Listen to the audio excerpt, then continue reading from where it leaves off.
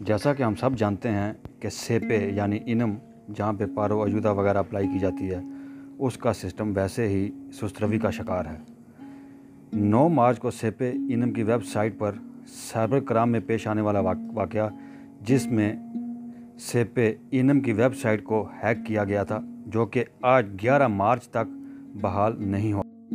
आपसे गुजारिश है, अगर आपने हमारा चैनल सब्सक्राइब नहीं किया तो बराए करम चैनल को सब्सक्राइब कीजिए, बेल आइकन पर क्लिक कीजिए ताकि आपको ऐसी मालूमाती वीडियोस बर वक्त मिलती रहें।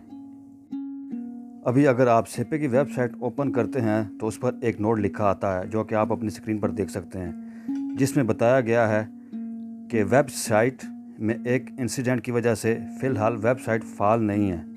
वेबसाइट को बहाल करने के लिए इक़दामात किए जा रहे हैं। इस दौरान आपके तमाम हकूक़ महफूज रहेंगे। मसलन अगर आप इन दिनों पारो अप्लाई करना चाहते हैं या अयूदा वगैरह अप्लाई करना चाहते हैं या उसकी आखिरी तारीख है वगैरह वगैरह, तो ये सिस्टम बहाल होने पर आपको आपका हक दिया जाएगा। और दूसरी जानिब जिन लोगों ने इन दिनों पारो अयूदा रीन्यू करवानी थी, अगर इस दौरान उनकी पारो अयूदा रीन्यू करवाने की डेट थी तो उनकी पारो या अयूदा सब्सिडियो खुदकार तरीके से रीन्यू हो जाएगी। उन्हें रीन्यू करवाने की हरगिज़ ज़रूरत नहीं है।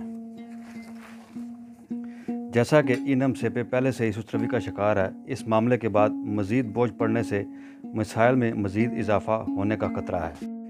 ऐसे वाक़यात इससे पहले भी हो चुके हैं। स्पेन हुकूमत इस वेबसाइट को फ़ाल रखने के लिए लगभग 13 मिलियन यूरो खर्च कर चुकी है।